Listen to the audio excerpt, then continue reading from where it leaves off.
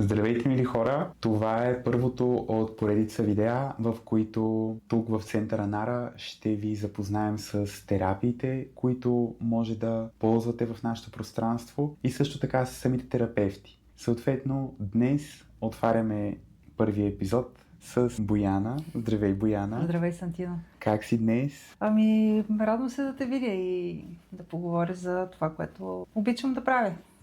Може ли да разкажеш малко за себе си на първо място и след това за терапията, с която помагаш на хората тук в Нара?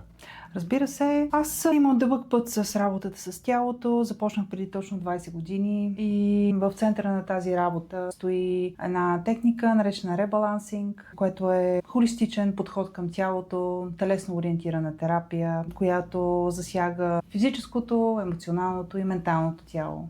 Това е нещо, което много обичам. То е синтез от различни техники. Съм щастлива да го правя, защото дава едно такова усещане за свързване и цялост, което човек може да изпита веднага. И е страхотно да видя след терапията различното лице на самия човек, да, който го е преживял. Абсолютно. Добре, а какво не е ребалансинг? Какво не е? Тоест, тук говоря по-скоро какво хората могат да очакват, че пък то не е или пък с каква нагласа. Значи ребалансинг то е работа с ръцете върху тялото.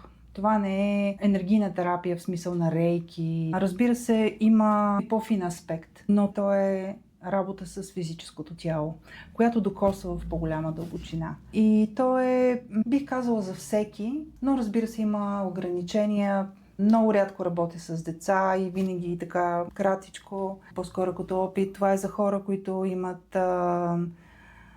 възможност да удържат емоции.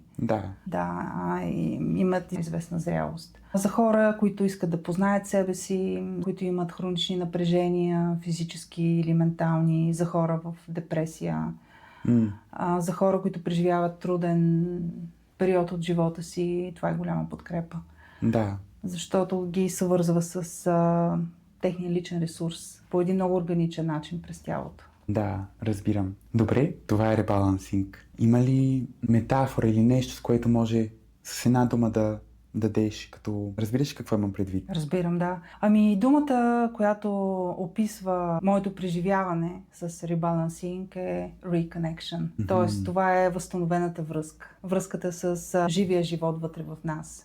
Връзката с нашите ресурси, връзката с емоциите, съвсем не на последно място. Това е силно катарзисен метод.